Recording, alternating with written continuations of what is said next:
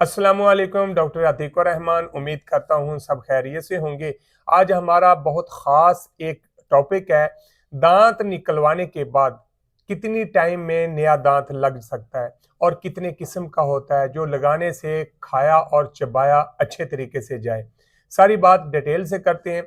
सबसे पहले तो अपने दांतों की हिफाजत करें, अच्छे तरीके से हाइजीन किया करें। एक एक दांत को वाश रखेंगे तो मुंह के अंदर बदबू भी नहीं आएगी, मुंह के अंदर फंगस भी नहीं बनेगी और दांत के अंदर कैविटी, दांत का हिलना, दांत का टूटना, दांत के ऊपर प्लाक यानी कैलकुलस वगैरह, ये सारी बीमारियों से आप बच सकते हैं।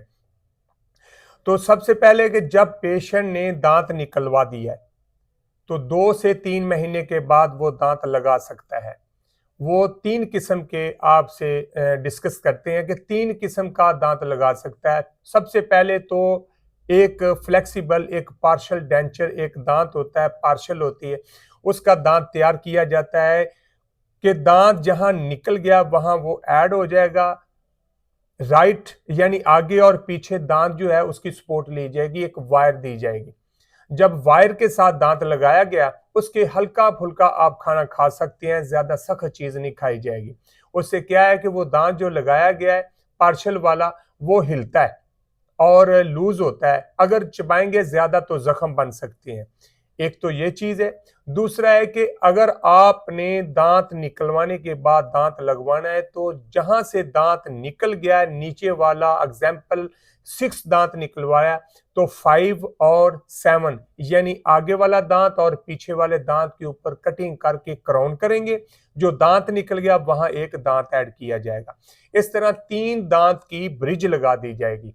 इससे आपका एक जो परमानेंट दांत है, अच्छे वाला सेहत हेल्दी दांत, वो भी डैमेज करना पड़ेगा, उसकी कटिंग करनी पड़ेगी। जितनी लेयर उतारी जाती है उतनी लेयर का क्राउन लग जाता है। इससे दांत का चबाया और खाया अच्छे तरीके से जाएगा, इसका कोई साइड इफेक्ट नहीं है। तीसरे दांत का हम बताएंगे कि जहां से दांत एक निकाल दिया गया है वहां आप ट्रांस इम्प्लांट करवा लें, यानी बोन इम्प्लांट करवा लें। अगर बोन इम्प्लांट किया गया तो दूसरा आगे और पीछे वाले दांत की कटिंग नहीं होगी, क्रैश नहीं किए जाएंगे, ना ही उसकी कटिंग हो के क्राउन किया जाएगा। एक ही दांत निकला, एक ही दांत लगाया जाएगा। इससे जो परमानेंट ये ट्रीटमेंट है और बेस्ट ट्रीटमेंट है, इससे अच्छा ट्रीटमेंट और नहीं है।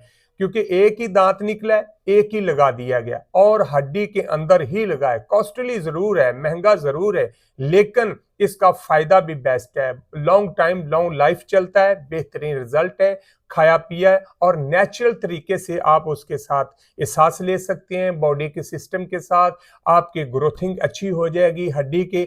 और जो दांत निकालने के बाद बोनलेस और गमलेस यानी गम डिजीज और बोन डिजीज जो है वो मस्ट होता है। अगर इम्प्लांट कराएंगे तो फिर बोन का जो सुकड़ जाना या शिलिंग हो जाना वो भी नहीं होगा। इसके बेहतरीन जो आप फोकस करेंगे जिस चीज पे वो आपको लगा दिया जाएगा। और अपना सेहत का ख्याल रखें, अपने दांतों की हिफाजत करें, दुआ में याद रखें। अल्लाह हाफिज।